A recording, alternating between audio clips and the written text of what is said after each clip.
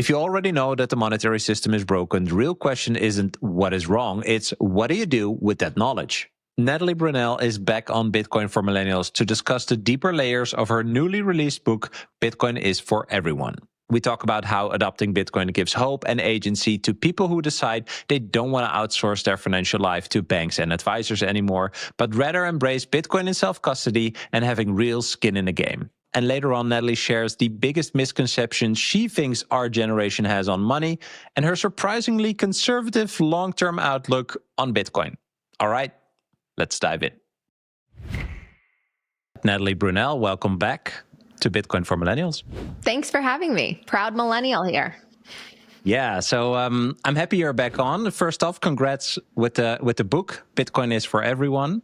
Thank you. Finally out, I heard. Been in the works for some time, but yes. Happy for you.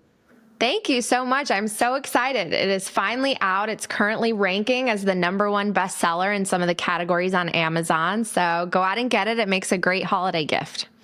Awesome. Well, we have had a podcast before, and in that conversation, we kind of talked about how your family's experience during the great financial crisis really impacted your views on money and finance. But I was wondering, was there like any big moment after that actually really made money and also the bigger system behind it really click for you? Well, I had an interesting experience because obviously my family suffered through the great financial crisis and lost everything. And I just felt like there was this great injustice. I felt like the American dream wasn't what it had promised to be. But what I think I really noticed was that when I was reporting, when I was a journalist, so many families were having the same experience as mine. And I reported in different cities and I reported on people from all different walks of life. I mean, most of them were actually American born, and they also had issues with, why is the cost of living going up so fast? Why are my wages not keeping up? Why is it so much harder to now plan for retirement or having a family or buying the house, especially my generation? And so there was this great sense of frustration that people were working harder and the promise of technology wasn't really reaching us in terms of efficiency and lower prices and better quality, which technology should technically do. And instead, it was the opposite. And a lot of people saw the creation of wealth in the hands of very few people. And I kind of make an analogy to Monopoly in the book, because I think in the game of life, it's only fun and you only respect the winners if the rules are fair and if the rules are the same for everyone, no matter where you're sitting. And the fact is, in our game of life, it's not. The people who are closest to the money printer, the people who are closest to the banks, they get access to the money and the cheap credit first, and they're able to grow and leverage their wealth and extrapolate it and multiply it very quickly compared to the average person. So I think it was a lot of different touch points for me, realizing that the system is really broken. I can recognize the symptoms and I'm reporting on the symptoms, but I couldn't connect the dots to Bitcoin and this great solution that we have until I really, really studied. And it took me a few years to do that. What I find interesting about what you're saying is like that realization that whatever the path was that was sold to us, right? Like this is how you build your life. When you realize that isn't really there, people kind of lose hope or they become nihilistic. And in Bitcoin, of course, we have the meme, Bitcoin is hope. It makes you look forward to the future, makes you enthusiastic about the future. How was that for you when you found Bitcoin? I mean, you saw the despair of the great financial crisis. Like what is the Bitcoin is meme or a Bitcoin is hope meme for you? What does that mean for you?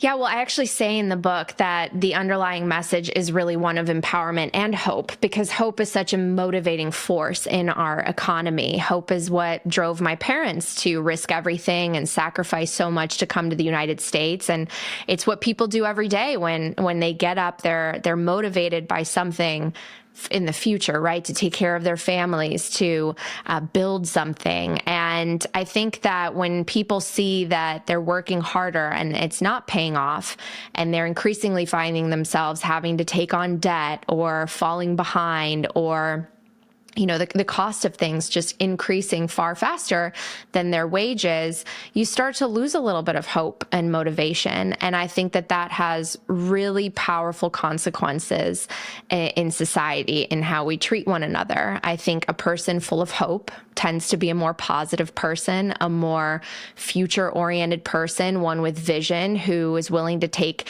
calculated risk in order to achieve their goals, whereas someone who has no hope probably is not very fun to be around, probably has a very negative point of view, probably doesn't treat the people around them as well as they could or should.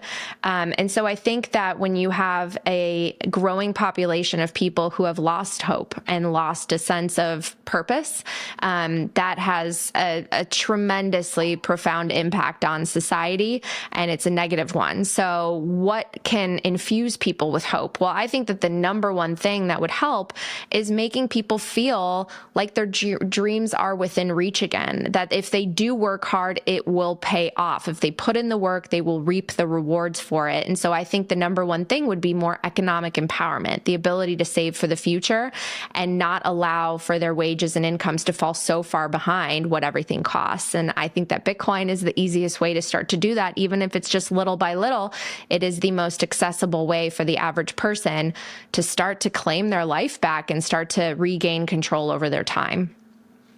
Yeah, I think one of the most powerful things that we could do as Bitcoiners is to also try to live that, right? And show others that, Bitcoin brings us that hope and that way of looking forward to the future. And I think you are actually a good person to ask this, because I always make the joke, like, my people in my surroundings that know me, or like from my career before, they see what I'm doing, they see that I'm in Bitcoin, they see I have a certain life, but no one is really calling me. Right? Like, I'm always surprised. No one is really calling me and saying like, hey, what is this Bitcoin thing? Like, could we talk for 30 minutes? Like, why are you so into this? Why are you paying so much attention?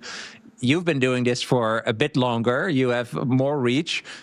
People know what you are into. Do you have people calling you and be like, hey, can we take 30 minutes and can you please tell me about this Bitcoin thing? Or is it also kind of silent on your side? Well, it comes in ebbs and flows, right? I mean, when the price is going up, everyone has FOMO and they need to know right now what they're missing out on and where they should buy Bitcoin and what I think about any given Bitcoin topic. When the price starts to crash, you get either people that are quiet now, don't ask you anything, or they're a little bit upset if you orange pilled them when the price was higher. So I've had both in my life. I mean, I will say that most of my close girlfriends, they have started to accumulate Bitcoin over the last few years. They're happy with their decision. I've gotten my family into Bitcoin. I'm sure there are some people, especially from my previous career, that look at me and they think I'm probably crazy and I've taken on a lot of risk and it's too volatile. But everyone starts somewhere, and I remember what it was like to be early. I think that it's natural to be skeptical. In fact, when a new technology arises, it would be crazy not to be skeptical, right? And that's how a lot of us approached Bitcoin. We thought, well, it's digital, so it could be hacked or it could be replicated, or, you hear the FUD that's out there in the headlines. It uses too much energy. It's too volatile. It's only for criminals. And you have to go on a bit of an ego death journey, right? Humbling yourself, really studying, questioning the things that you thought you understood about money and the financial system and prices. And then ultimately, most people reach the same conclusion that we did, which is that Bitcoin is the best asset. It's the best form of money. It's the best way to save for the future. It's an incredible network that allows us to transact in a way that's more free than we ever have, I think, in terms of our financial transactability. And it gives me a lot of hope, going back to my earlier answer. So the ones that aren't Bitcoiners yet who follow me, I think that they're just around the corner, about to embrace it. When it comes to holding Bitcoin securely, peace of mind starts with architecture. OnRamp's multi-institution custody model distributes control access across 3 independent regulated key holders in a 2 of 3 multi-sig quorum. No single point of failure, no pooled or omnibus exposure, just segregated client-titled vaults.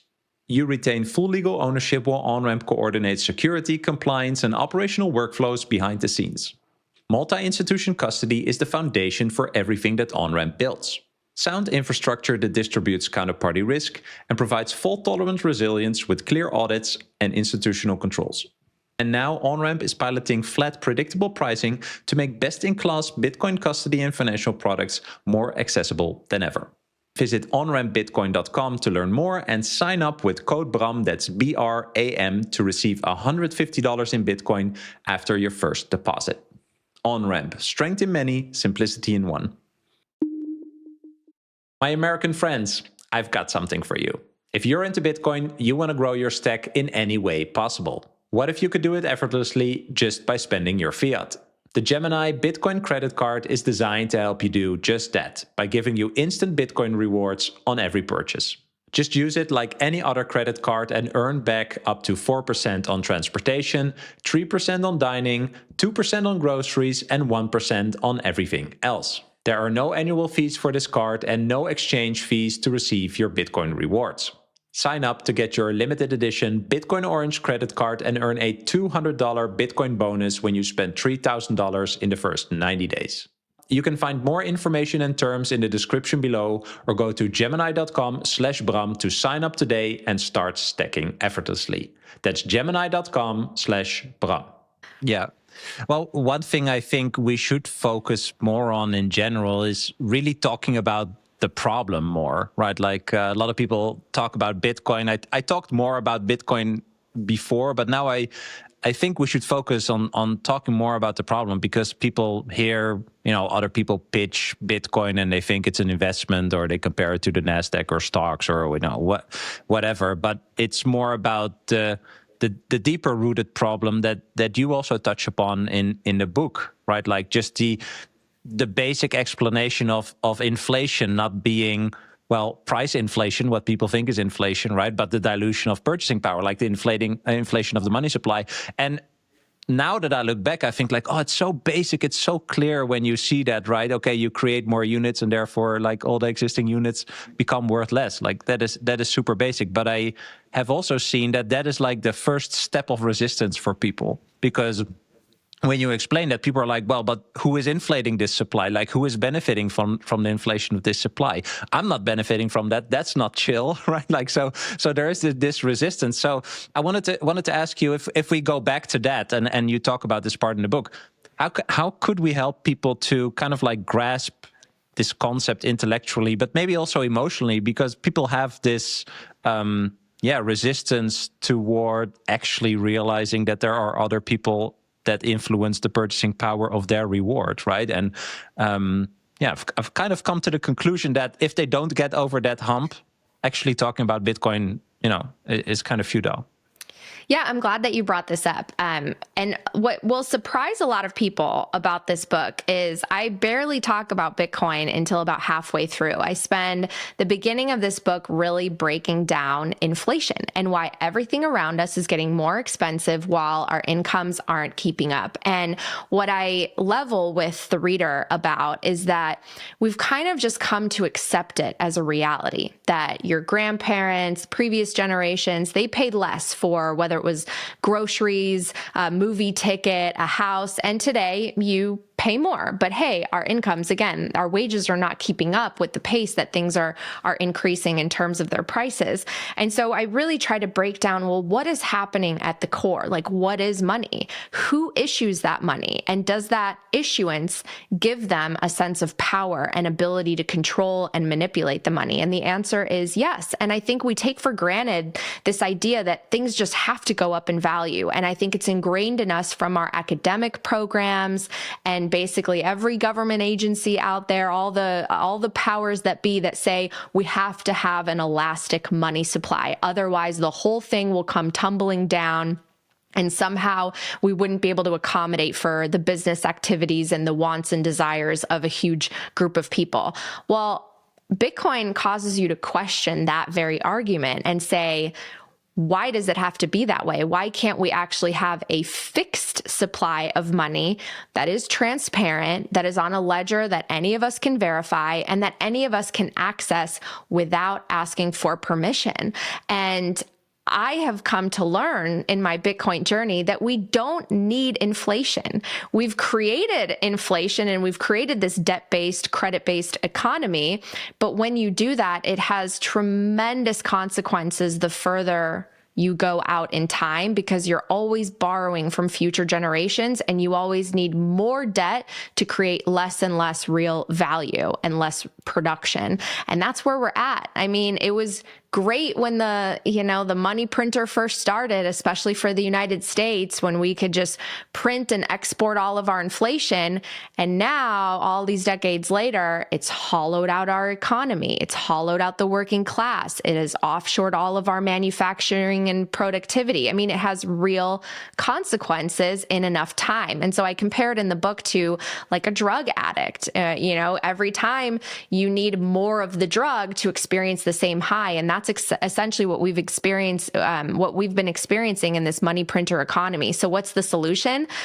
A parallel system that we can peacefully opt into little by little, that has no inflation, that is inflation proof.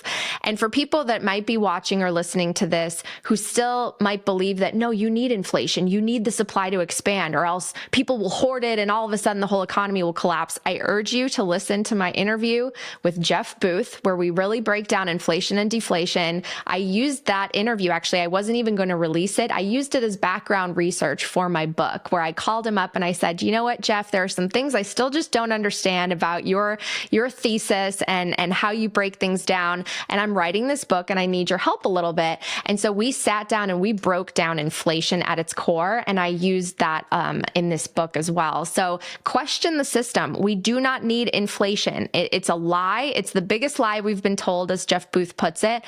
And I think that we should imagine a better world where prices are based on value and merit and competition, as opposed to who's closest to the money printer and the assets that are inflating. It's a brilliant scam. Like you said, inflation is exported to other countries. That's, of course, the great scam of being the world reserve currency. It's brilliant. I do think it's brilliant. So I'm just thinking, like, it's just so many things at the same time that that people get confronted with. So maybe if we unpack something, the last thing you said, like if you're closer to the money printer, right? This is called the Cantillon effect. If you are close to the creation of new money, you can spend it in the economy without the units you're spending being devalued already. That only happens after the first time it is spent, right? So if you are close to the money printer and you can buy assets with these new units, then you can create wealth over a longer time. By the way, I wanted to say value is also interesting. Price and value is not the same, right? And people keep conflating that stuff. Also very fascinating to learn along the way, that you can talk about nominal prices, but that doesn't mean it's value. But this is part of the bamboozle, right? Completely. Like just Well, you said it well. I mean, in our system, which is centrally controlled, and we have a monopoly over money, and we have a marriage really between the state and banks and the monetary system, the people at the top and at the core of that system benefit tremendously, and power tends to concentrate. And that turns into also political power, right? I mean, the Federal Reserve Chair is not elected and he's not red or blue necessarily, but there's so much political power that is wielded in being able to control and manipulate interest rates. And so in my book, actually, what you brought up, like I have a money printer mountain here, which shows the Cantillon effect. The people closest, Wall Street, the banks, the institutions, they benefit the most. They get access to the newly printed money first before prices all go up for the rest of us. And they typically use that money often using cheap credit over the last few decades to take on debt, but use it strategically in order to accumulate more assets. So that those assets go up in value, their stock portfolios balloon, their real estate portfolios balloon. And then as you trickle down to the wage of the average person, well, they've seen barely any movement there. And meanwhile, everything has become repriced and out of affordability for the average person. And so as you compound that over time, because the real inflation rate has not been the 2% that they're telling us. It's been closer to at least 7%, which I share in the book as the average expansion of our money supply measured in M2. you get to see that the average person is getting impoverished at a rate that's very, very fast, especially as it adds up over the years. And who here listening to this is getting a 7 to 10% raise every year from their job? They're not, right? And companies really aren't incentivized to pay workers more or to add new benefits or even to invest in things that would create better products of value. They're incentivized to just balloon their stock prices, which enhances their compensation for executives. And, it's all for shareholder value. But this whole system at its core is so broken, and it reinforces more and more wealth inequality and concentration. And again, going back to my analogy of sort of monopoly or a game that's rigged, when you see people that have won in a system that feels so unfair, you're not happy for them, right? I mean, today we see so much demonization of just billionaires, wealthy people, because people feel like it's not fair, like they earned it off their back. And in a way, because of inflation, they have, because the wealth gets siphoned away from the working class and concentrates at the very top with those who are already wealthy and privileged. So that's why we also need Bitcoin. Again, this parallel system we can opt into that's based on merit and competition and no one having a special advantage at the table. All of us can openly access Bitcoin in the same way, whether you're a executive in a boardroom or a kid in a developing country. You can all start to accumulate one asset that can never be inflated, debased, manipulated. Actually grokking that is a huge challenge, right? So last week I thought Bitcoin is like Occupy Wall Street in digital form. Like it's the same, right? It's like the same. Like people are still pointing fingers, like, oh, the bad bankers and this and that. Like, yeah, true. And now what? Like, what can you actually do? And I think we both agree that that is Bitcoin. But how would that work for people? How do you talk through that? Like how, if fiat money increases wealth inequality, how does Bitcoin counter that? Yeah, I mean, it's a great question. Going back to what you said about Occupy Wall Street, I mean, I didn't go out in March, but I felt like I was a part of that movement after the great financial crisis when my family lost everything. I was like, tax the rich. This is so unfair. The whole system is rigged and someone needs to come in and redistribute it and help the working person. But I have to admit that during that time, I really did not understand capitalism. I thought that what we had was capitalism. I thought that all the flaws in the system represented how capitalism had failed, that it was about greed and about manipulating everything to extract as much profit as possible. But that's really not what capitalism is. What we have today in most countries is some form of crony capitalism meets corporatism meets financialization. And those systems would have a very hard time in a hard money economy. If money wasn't just easily printed out of thin air and a few people could benefit from it, if you had to actually put in the work, expend resources, earn it, and no one could debase it, then I think our economy would actually level the playing field a lot for businesses and individuals in terms of real value surfacing and prices being measured by a truly free market where you have to compete. You don't just get insider access. You don't get the cheap line of credit because you're a behemoth and then you can gobble up other countries or buy up your stock. No, you have to compete based on how good is your product or service. How much are you meeting the needs and demands of the market and the people? That's what I wish we had. That would be capitalism, where we would be able to drop our time preference, save. I mean, capitalism at the base is about saving. It's about building a foundation that you can use then to invest productively. And that's really not what we have. Cheap credit, a debt-based system, that's not capitalism. It really isn't. So I think a lot of people are disillusioned, and I relate to it because they've never really known what capitalism is. And we have created amazing things. I mean, technology has progressed and companies have been built on imperfect money, on corrupted money. Imagine what we could build on perfect money, on perfectly engineered money that returns incentives to ones built on value and merit as opposed to who's closest to the money printer. Like how can we explain that to people without a finance background? Like I don't have a finance background. It took me a lot of time to just come to this realization. No, and I'm the same. I mean, I really had to better understand what capital is as well, because we're not taught this in school. And when you think about it, what's really crazy is the foundation of our current monetary system is a form of capital that is a melting ice cube that someone could just click a button and print as much as they want, which is US Treasuries. It is sovereign debt. That's what we've built the whole system on. And it was once pegged to gold, where things were a little more normal, right? I mean, it wasn't perfect, but it was way better. And most of the amazing things within many societies has been created under the gold standard. But we lost that in 1971. We completely detached, untethered from reality and anything that is connected to something that isn't controlled by man, right? And now we're floating out in space, and we are at the far end of the consequences of this long-term debt cycle, where underpinning this system is $38 trillion of debt. Like, the issuer that controls the money is $38 trillion in debt, and we have to pay back and roll that debt over and over again. And recently, obviously, things have been wonky because the interest rates spiked. We had a downward pattern of interest rates lowering over the last 2 decades until after the pandemic, when they printed 40% of the dollars in circulation. And so now things are like, stocks are at an all-time high, but interest rates are higher than they've been in multiple decades. The average person can't afford anything. We have record numbers of people doing buy now, pay later, like taking on more and more debt.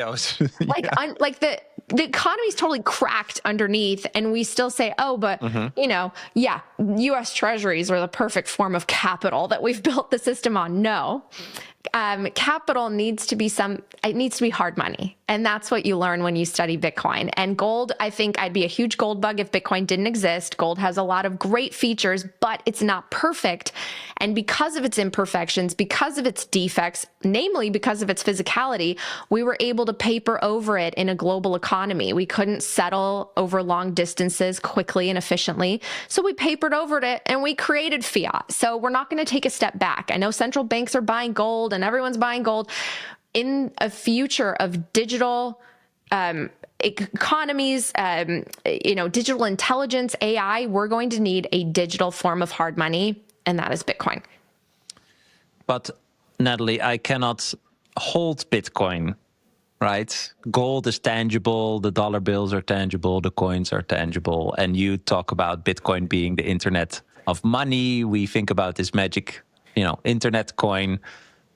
Many people struggle with this fact, like, I cannot see it, I cannot touch it, right? But at the same time, they are listening to intangible services like Spotify, or they're watching Netflix, right? Like that is real, right? How do you approach this, the intangibility of Bitcoin?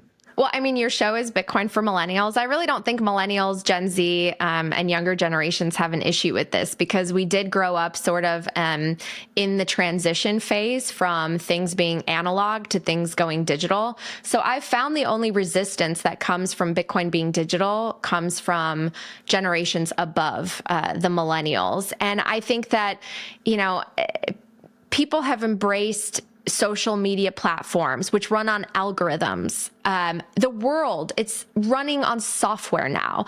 And people of all ages are interacting with it. So if they're investing, for example, in their portfolios, which I'm sure many of them are, in NVIDIA or Microsoft or Apple, yes, it's a company, but literally it's selling products that are also not really tangible. They're algorithms and software that you can't really touch, you can interact with, but you can interact with Bitcoin in the same way on a multitude of platforms and applications. So I think it just takes time. I think that eventually Bitcoin being digital, that's not even going to be a question, because everything will be digital. Very few experiences that we have today are truly tangible in many ways. So I think it just will come with time. But if anyone here is interacting with this on YouTube or on a podcast, like, you're already interacting with the digital transformation of media and files and information and music and podcasts and all of that. So you're just one step away from digital money, really. Right now, through 2025, Blockstream is running their biggest sale yet. 21% off the Blockstream Jade Plus right in their store, and your price is adjusted at checkout. This is the lowest price you'll see all year on the most trusted Bitcoin-only hardware wallet on the planet. The Blockstream Jade Plus is the simplest, most secure way to protect your Bitcoin. With a sleek design, full color display, and a dead simple setup, you'll be securing your sats in minutes. And pair it with their Blockstream app for the smoothest onboarding, offering advanced features like air-gapped setup, QR mode, and native multi-sig support as your stack grows. Go to store.blockstream.com, where the 21% discount is active through December 31st. And if you use my code BRAM, that's BRAM, you get an extra 10% off your order. Let's talk about something that not a lot of people think about before it's too late. Where are you storing your Bitcoin seed words? Are they truly secure? I found my solution with Stampseed. It's an elegant all-in-one titanium plate solution with no separate pieces to lose or manage. Your seed phrase gets permanently stamped into pure titanium that withstands fire, survives water, and lasts for generations. Unlike shallow etching methods, Stampseed's patented tools help you to deeply stamp every letter for permanent readability, protecting your financial legacy. When you order a titanium seed plate from Stampseed, you can also upload a custom design or your logo to customize the back of your plate to make it fully personalized. Paper seed phrases are a disaster waiting to happen. Secure your Bitcoin with Stampseed for decades to come. Visit stampseed.com and use code BRAM, that's BRAM, to get 15% off your order. There's this saying about the treasuries, right? Not only that it's risk-free, but it's like backed by the full faith and credit of the United States, right? And this morning I thought, yeah, it's backed by the full faith in the ability for the US to create infinite credit, right? It's kind of like that. And this is also like one example of how it's in your face, because last week there was this article that went viral where I think he's an economist. I think maybe you even talked to him. Was that Plum or like I don't. I haven't talked to him, but Professor Plum, Michael Green, I think his name is. Yeah. So he had this article where it said like $140,000 a year is basically the poverty line in the US. Then I saw some people that had rebuttals and they said like, no, it's 80K, but still 80K. As the poverty line is wild. I can imagine that, you know, this is also something that is staring people in the face in that sense. It's like, well, I have the job, I'm making 80K or 100K as a couple, and people are barely making ends meet. How can we help them if they adopt Bitcoin to also understand what kind of responsibility comes with using Bitcoin as your money or your capital, right? Because this whole idea of being your own bank and basically stopping the outsourcing of your responsibility over your money and your wealth to banks or financial advisors or whatever, like that's also a huge step for people. So if people are not really seeing it now, what is staring them in the face, but slowly they get there and then they get to Bitcoin, there's this new thing, this challenge of being your own bank. How can we kind of like think and talk through how we can help people, go through that resistance of like, how can they take on that responsibility? Like, what would it give them? How do you think about that?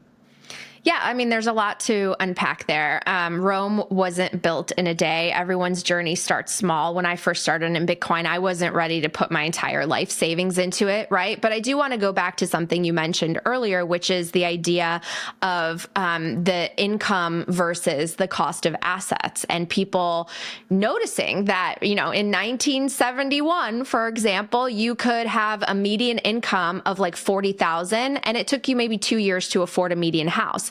Now it's like 5 times your income. And so again, the cost of assets has ran away from people and their wages and incomes are not keeping up. So I thought what Professor Plum wrote was very, very interesting. However, he puts a laser focus on the problem, which we know is asset inflation equals wage deflation. Our money is broken.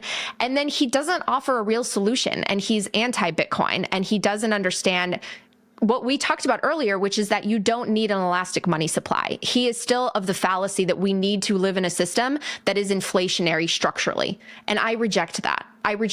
And Bitcoin is the best solution for the average person to catch up in a system that is completely, pushed them down, left them behind, taxed them at the edges, and made them feel like they're completely disadvantaged, even though they're working harder than ever. Going back to what we mentioned about capital is that first step, and it's the seed, it's the generative seed from which all economic activity sprouts, you need a way for the average person to acquire capital. And we can look at the asset classes that are out there, right? Gold, real estate, equities, bonds.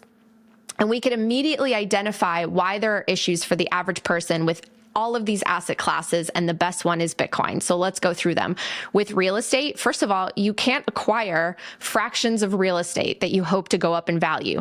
Not only that, real estate is only averaging in appreciation about 4 to 7%, maybe 10% if you're lucky, if you have some really scarce land or properties. So it's not really beating the performance of Bitcoin. Okay, let's move to stocks. If you're in a developing country, are you going to be going on your phone and purchasing shares of Apple stock? No, you probably don't even have access to a brokerage account. You might not even have access to a bank. So stocks are also troublesome, especially if you're outside the US. But here in the US, I mean, there are 500 companies in the S&P and 7 are responsible for the majority of gains. You basically have to try to pick winners or losers. And over the long run, I mean, who can sit there and say, yes, I know that investing in this company will mean success and gains for 10, 20, 30, 50 years. I know exactly what their governance is going to do and the products, and I'm not worried about liabilities and taxes and competition. I'm going to stick all my life savings in there. So equities. To add one thing to that, Jeff Walton taught me that Oracle has a 40-year bond. Have you seen that? No. So do you think Oracle will exist in 40 years? Like, right. How would you know? Well, most companies, I actually mentioned this recently on Fox Business. Most people don't understand that the tenure of the average company in the S&P 500 is only between 2 and 3 decades. That's it. Then they do not exist. Yes. So think about that for a moment when you're choosing stocks, right? And then let's go to bonds. I mean, you mentioned debt. Everyone, putting their money into debt instruments. Well, the yield that you're going to get is probably going to be lower than the rate of inflation. So you're probably going to be, again, treading water or drowning. And then gold, okay, gold has outperformed Bitcoin. So maybe we lost in the short run, but we're going to win in the long run, because if you look over time, Bitcoin has outperformed gold because it improves upon all the properties that make gold a great form of money, because it's digital, because you can instantly settle it at long distances, and it's verifiable and accessible to more people. And again, gold is not that easy to just buy tiny fractions and send them across the planet. You can't do it. So that being said, for the average person, what I think I've made the case for is Bitcoin is the best asset you can start to accumulate in whatever fiat currency you have. You can purchase it, you can earn it, you can try to work and get Bitcoin in return as income. You can mine it. I mean, people are mining it in remote areas where they have access to stranded and remote energy that they hook a generator up to it, and they're starting to mine and generate money. I mean, it's an incredible technology that levels the playing field in terms of asset and wealth accumulation. So that's my answer. I think let's stop looking at all these charts and let's realize that the average person is always going to have their money be a melting ice cube until they start saving in something like Bitcoin. Like you said, you should put all these things next to each other. And I love the idea of, like, you cannot buy a partial house, right? You cannot buy a doorpost. Or even if you buy stocks, I love the example. Let's say the shit hits the fan and you have to flee your country with your Robinhood app on your iPhone, and you get to this other country and you need water or food. You're going to show this app on an American phone from an American company that shows this list of random stocks you have where there is a number and that says your worth. And then you're going to be like, look, this is what I'm worth. Well, it's a number in an app, but please, give me, I cannot send you the stock, but I have it, right? I'm good for it. Give me the water or something. Like, it just doesn't make sense. Or you take the title deed of your home, right? Created by a third party, stamped by another party, issued when you paid for it. And then you're going to be like, yeah, look, like this other third party said this property is worth X, Y, Z. Like, so you're going to go through all of these assets, all of these things that you could do, right? Even a whiskey collection you also cannot take to another country, or whatever people are doing, right? And I think just logically, rationally, you will end up with Bitcoin. But it is a journey.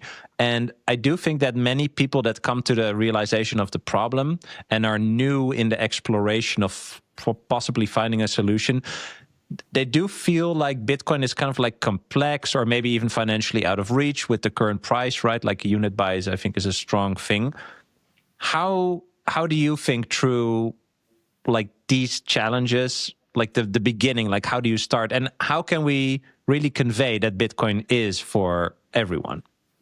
Yeah, I mean, I think that if you're new to Bitcoin, you should just start with a very small allocation and don't look at the daily price swings, because it's very, very volatile, and it'll just scare you away if you think about the price in any given like 4-week or a few month period. You have to really zoom out, and you have to be prepared to stomach drawdowns. I mean, a lot of people, they come into Bitcoin, they maybe buy a little bit and it automatically drops. Who hasn't had that happen to them, right? I mean, I swear I'm like the queen of timing it, because as soon as I have a little bit of cash, I put it in, and then it tanks like 20% afterwards. Always. So I don't know. Someone should study me for timing, but you know, it grows into a meaningful part of your savings, and it incentivizes you to learn a little bit more. And there are so many ways to interact with Bitcoin now. I mean, we kind of talked about it earlier, where people feel intimidated by the idea of being your own bank. You don't have to start as your own bank. You can start with an exchange, with a trusted third party. Do your research, because this is not a situation where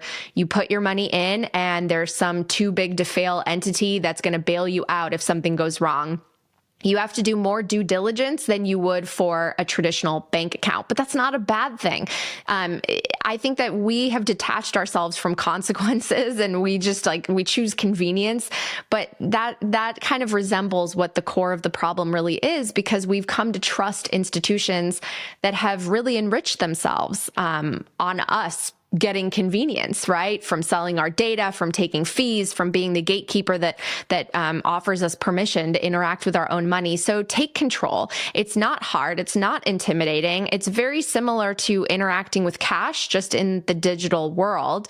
And taking self-custody also. I mean, I've tried to convey this message. It's part of the book. There's a chapter about it in the end, but start small and know that you can take self-custody.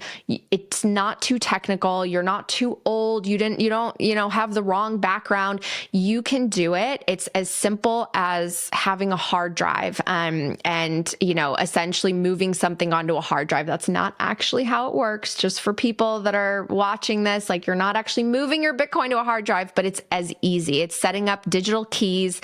Instead of having one key, I suggest people having a multi-key or a multi-signature self-custody situation so that you're most secure. But there are steps that lay this out. There are people who do it. I show people, I do tutorials. So don't be intimidated. It is a really rewarding process once you take it on. And I think everyone just needs to start small, because if you're panicking about Bitcoin's price, you either don't understand Bitcoin, or you made an allocation that's far outside of what you can handle, or maybe a combination of both. Yeah, I'm thinking about taking on that responsibility, this conscious choice about taking on the responsibility, however you might start, right?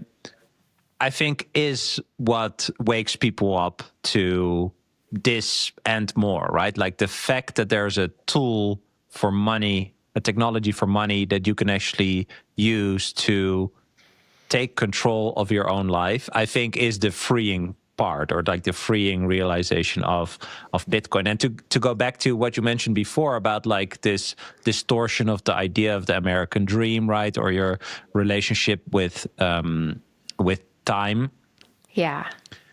I think having that realization is what is the kind of like the seed for feeling like you're in control again. But then actually also being in control, because when you are your own bank, when you can store your own wealth, when you can transact with anyone freely, then kind of like the tentacles of the fiat money system cannot really touch you anymore, right? And that's the freeing part. How have you experienced that? Like with your history, then getting into Bitcoin now, doing what you do at this point. Yeah, I mean, the best thing about Bitcoin is it helps the average person buy back their time. So on top of my title, I have 4 words: economic empowerment and transformative wealth. And I'm not just talking about the financial aspect, because that is important, but I think the wealthiest people are the ones who have total control over their time. They get to say yes to what they want. They get to say no to what they want. They feel like they can explore their desires, their ambitions. They can take calculated risk. They can plan for their families. They can plan for the long run. And I think that that's what makes you the most wealthy. And Bitcoin not only gives you incredible economic empowerment, yes, and helps you to be able to plan for your future in terms of just your savings, but it also allows you to just think more about time and meaning and purpose and what you exchange your time and energy for, and what you want it to mean and what you want to create. I feel like Bitcoin really encourages you to give back value, to be of service, to create, to build, and to contribute in a really meaningful way. And I think everything about the fiat system does the opposite. It's all about like extracting as much value, and people, it's always a competition. And if you win, someone else has to lose. And in Bitcoin, like, it's actually, I feel like it's what's interesting about it is if your enemy embraces Bitcoin, you both win. If the big institution gets it, that actually helps the littlest owner, because the price moves up and you're all empowered by having access to this network. And then the competition that flows from the free market is one that I think is actually more rewarding and more interesting, because no one is rigged again to just win. And I think that you can have a more interesting, diverse set of kind of, players that create real value for one another. So I do think that the wealthiest people just have control over their time. And I hope for people that they can acquire assets like Bitcoin that allow them to feel a little bit more free and a little bit less panicked and stressed about the future. If we think about the Occupy Wall Street movement that we talked about, I think we're in a similar stage again, in the sense that people are pointing, and greedy companies, bad billionaires, and we need more socialism, like socialism is on the rise and stuff like that. If there's like one thing that you would highlight that is a huge misconception that our generation and also Gen Z have about money today, like what is the prime thing that you think they don't know but should know, in order for them to also understand that they don't have to point anymore, actually? What would that be? Well, we kind of went over it. I think that the average person doesn't understand inflation, and therefore also does not understand capital and capitalism. And they mistake the symptoms of a broken monetary system that's based on debt for what capitalism could create, which I think capitalism has the potential to create the most amount of abundance and prosperity and to drop prices more than any other system. But we don't have capitalism. When we have a system that protects the incumbents and those at the top and the core of the system at the expense of everyone else, that's not capitalism. And so it's understandable why people feel frustrated. And going back to what Professor Plum wrote about, I mean, yeah, the poverty line, the fact that we haven't changed it and we still claim that it's like 30,000 US dollars is insane, because it's not. Wages have dramatically underperformed the increase in the price of assets.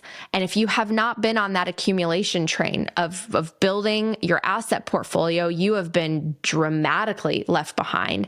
And it's natural for people in that system who are losing at the game to feel like, well, I don't want to play this anymore. We got to reshuffle the board. We got to do a reset.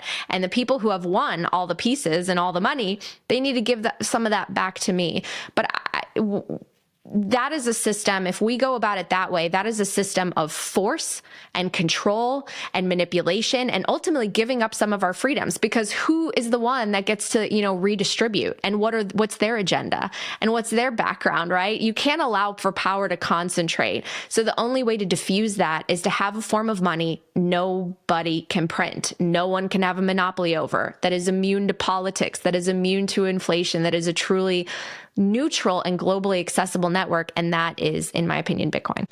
You finished the book with saying Bitcoin is a barrier-breaking tool in financial freedom. I like that, because I also think it'll bring new things to us that we haven't really thought about before, or didn't think like would be possible. Like just playing the same financial game. The fact that that's such a wild idea today, right? Like the fact that if we play the same game, we strengthen the game, and therefore we keep playing the game. Yeah. Right, and the money we use in this financial game, and like that money's integrity is upheld. That's such a wild idea. That's so totally opposite of what is there now, right? But I do think it's a long game. Like this is a slow, long game. And I wanted to ask you, what do you think about the next 10 years? If you think about, this barrier breaking tool, what are kind of like the barriers you think Bitcoin will break in the next 10 years, or maybe even longer if you think it takes longer?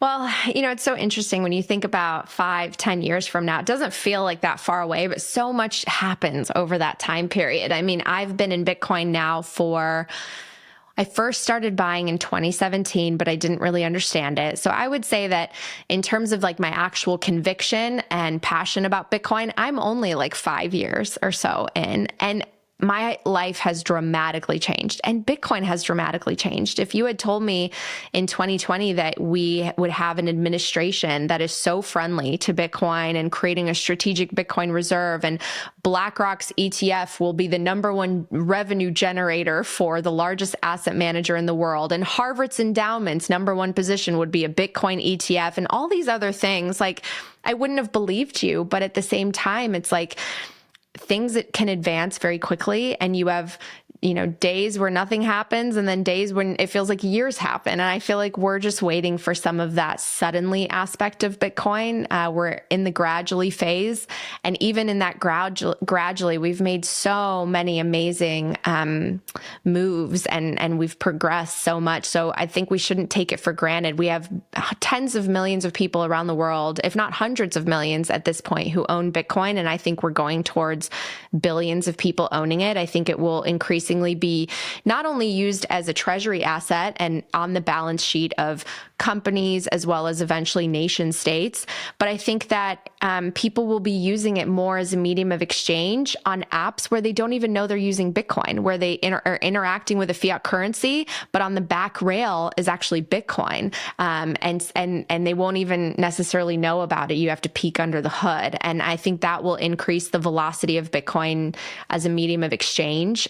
Also because I think merchants will want to accumulate it, right? So they're going to want to accept Bitcoin or offer promotions or discounts or incentives for people to pay in Bitcoin. So I think we're moving toward a world where more and more people are interacting with Bitcoin on a daily basis. And I mean, price, like I think that the price is going to go up simply for the fact that there's a finite supply and there's going to be more and more demand. I mean, it's as basic as that when it comes to price predictions for me. I don't know when we're going to get to 1 million.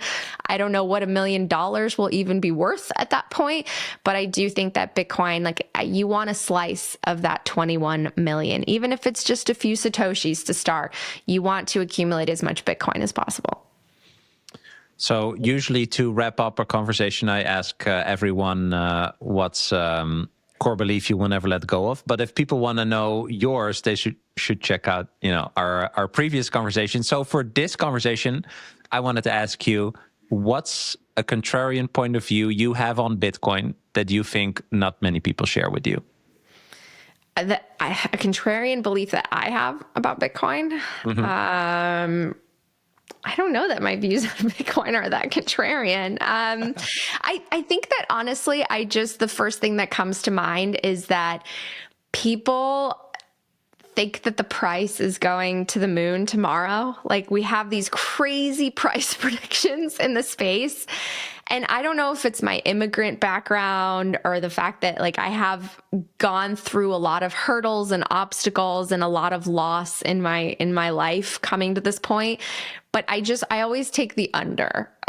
So when people say, oh, Bitcoin's going to be $1 million by 2030, I'm like, okay. I mean, I would like for that to be true. I don't think It will be. I hope I'm wrong, but I tend to take the more conservative forecasts, if you will. So I think that Bitcoin will appreciate maybe somewhere in the like 20% range ARR, and that gets us to, you know, a couple $100,000 per coin in 2030, but it doesn't take us to $1 million for about another 10, like, well, in the next decade.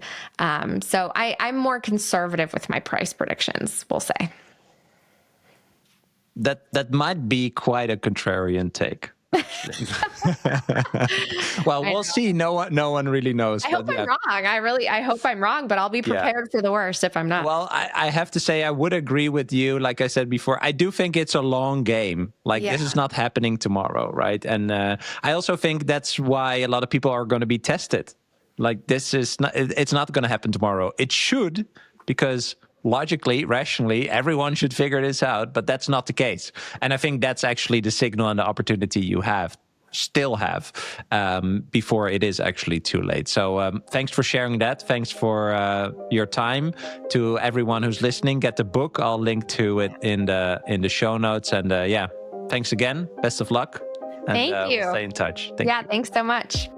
I hope you enjoyed this episode. If you did, you can click here to find more just like it, and click here to find all Bitcoin for Millennials podcast episodes. Also, please like this video if you want to help shine a light on the message of Bitcoin, and subscribe to my channel to stay connected. I hope to see you for a next episode. Bye.